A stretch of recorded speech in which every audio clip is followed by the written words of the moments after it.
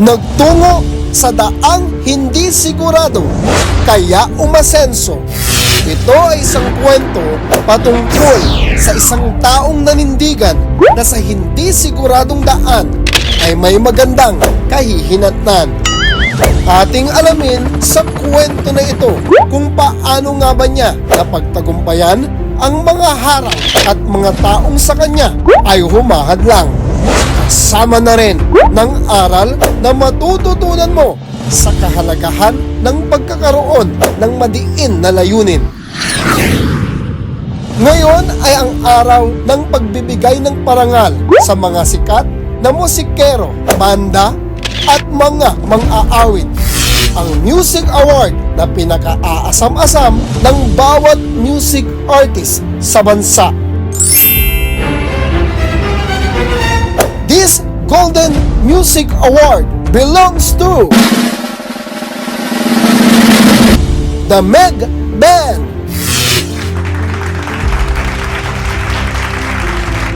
Hiyawan at palakpakan ng mga manonood sa loob ng arena, lalong-lalo na ang mga tagahanga at diehard fans ng nagwaging banda at ng lead vocalist na si Megan. Buti na lang anak at hindi mo ako pinakinggan noon. Naging matigas ang iyong ulo at ika'y nagpunta sa daang hindi sigurado. Wika ni Mang Pilo habang nanonood sa kanyang tahanan sa pamamagitan ng live podcast sa social media. Ano kaya ang buong pangyayari at ganito magsalita at kaemosyonal ang ama ng Music Artist Awardee?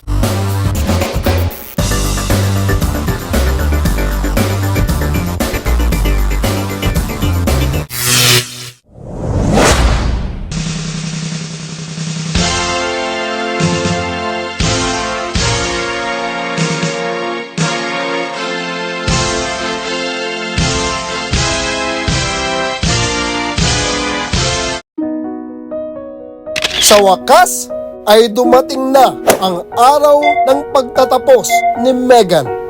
Hindi maisilid ang saya at kagalakan ng kanyang mga kapatid, lalong-lalo na ng kanyang ama.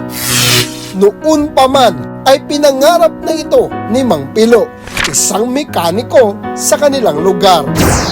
Pangarap na magtapos ng kursong Business Administration at makakuha ng magandang trabaho sa isang bangko o sa isang malaking kumpanya ang kanyang anak. Ang isang pangarap na kailanman ay hindi niya naabot. Proud ako sa iyo anak. Ikaw lamang sa 3 magkakapatid ang nagtapos sa kolehiyo. Naway makahanap ka agad ng magandang trabaho. Ikaw na lang ang inaasahan ko na magpapaganda ng ating buhay. Lingid sa kaalaman ni Mang Pilo ay hindi talaga ito ang pangarap na gustong maabot ng bunsong anak. Ang nasa puso ni Megan ay ang pagkanta at ang musika na sa kanyang mundo ay ang tunay na nagpapaligaya at nagpapasigla. Pangarap kasi nito ang maging Music Artist Awardee sa hinaharap.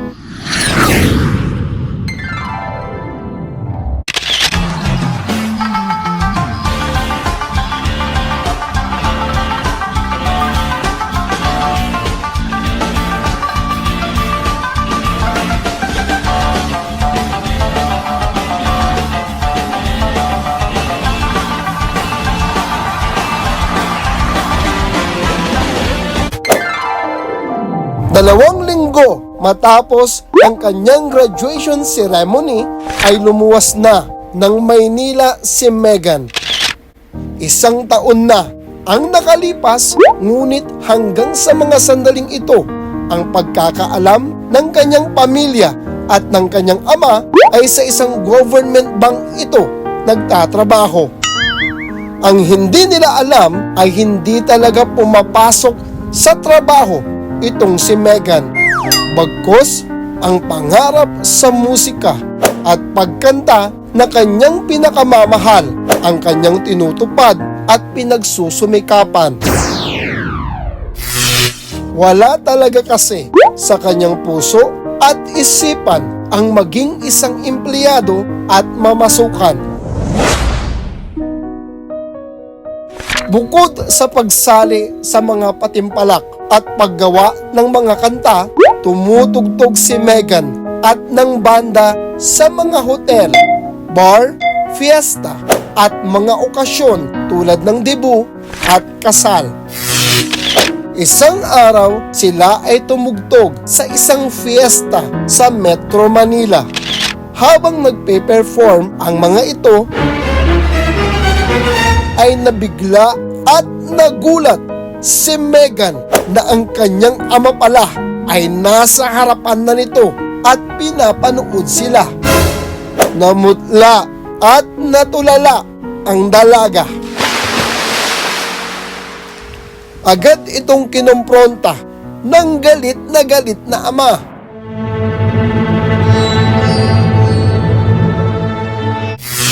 Ito ba ang sinasabi mong trabaho? Ang pa-extra lang? Ang tumugtog at kumanta? Trabahong walang kasiguraduhan at walang patutunguhan. Kung sa bangko ka sana nagtatrabaho ay kinsenas katapusan, may sweldo ka. Nasayang lang ang iyong pinag-aralan. Nanghihinayang na wika ng galit na ama. Buong buhay ko po, itay, ay kayo ang nasusunod. Kumuha po ako ng kursong kayo ang may gusto. Ngayon at nakapagtapos na ako, ang gusto at sinasabi ng puso ko naman ang siyang masusunod. Sa pag-awit at sa musika po ako masaya. Ang hinaharap ay walang kasiguraduhan, ngunit handa ko itong subukan para sa aking pangarap, hangarin at madiin na layunin. Kung ganon, ay bahala ka na sa buhay mo. Total ay matigas na ang iyong ulo. Ang hiling ko lamang na sana'y hindi ka matulad sa iyong inay. Ano kaya ang ibig sabihin ni Mang Pilo? Ano ang malagim na nangyari sa kanyang ina?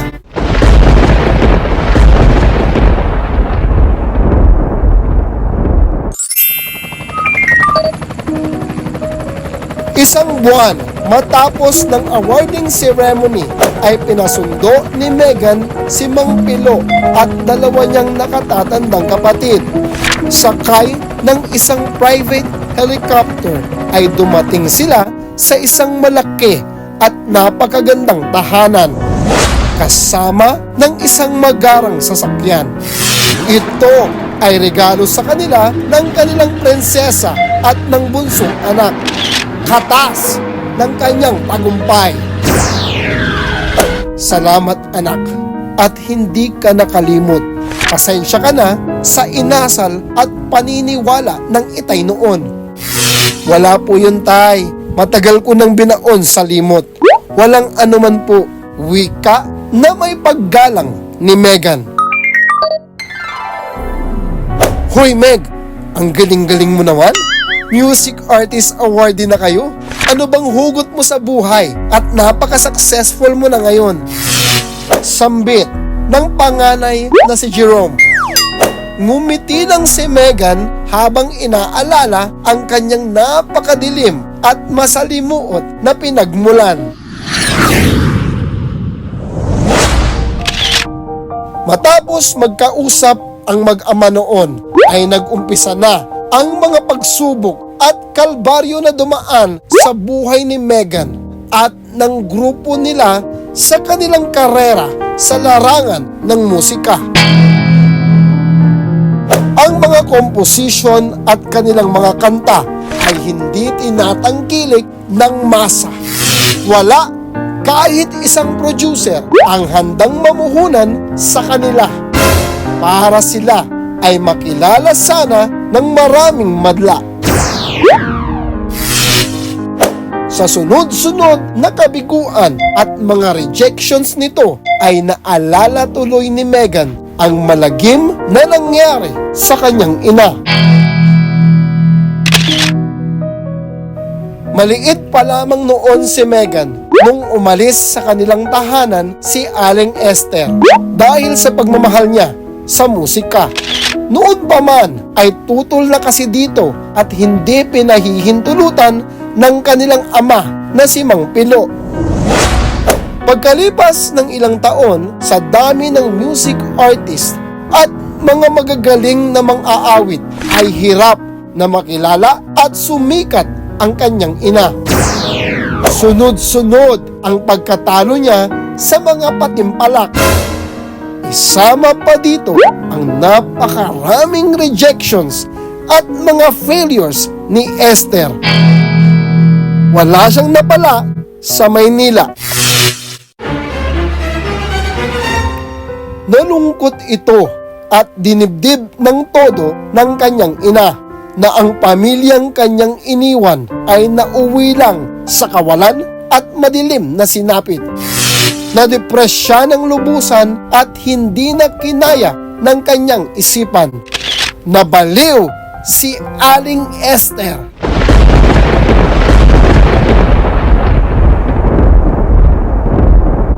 Hindi ako kailanman matutulad kay inay. Nabigo, sumuko, at bumigay. Ako'y mabibigo pero hindi kailanman susuko at bibigay. I do understand that it is a slow process, but quitting won't speed it up. I always have two options in my life. Take the risk or lose the chance. I am ready to choose to take the risk. Ngayon pa ba ako matatakot na sumubok muli? Walang-wala na ako. Wala nang mawawala at matatalo pa sa akin. Naniniwala pa rin ako na sa hindi siguradong daan ay delikado, ngunit may magandang kahihinatnan kapag ito'y aking paniniwalaan. Sa tough and winning mindset ni Megan at ng kanyang mga kabanda ay hindi sila tumigil sa paggawa ng kanta at mag-perform kahit sa maliit na halaga. Dinahan-dahan ang kanilang karera at hindi nag-apura.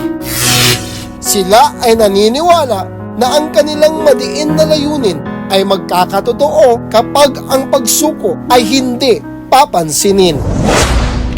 Paglipas ng halos isang dekada, dumating ang araw na sila ay nakilala at napakarami sa kanilang kanta ay kinagat ng madla. Nagbunga ang kanilang pinunla. Sumikat ng sumikat ang kanilang grupo hanggang sila ay paisa-isa ng yumaman at umasenso.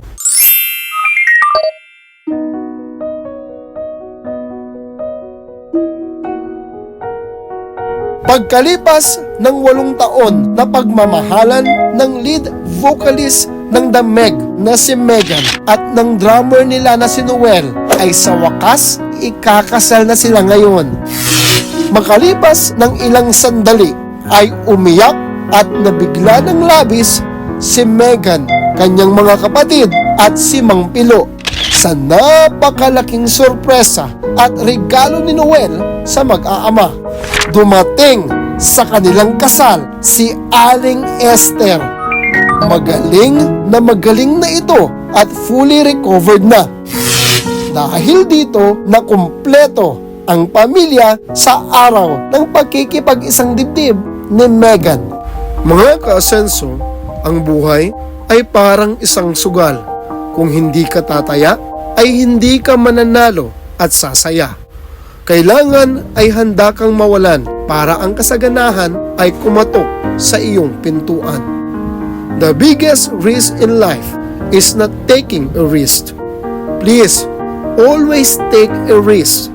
Kung manalo ka, magiging masaya ka. Pero kapag natalo ka, ay huwag kang malungkot dahil natuto ka.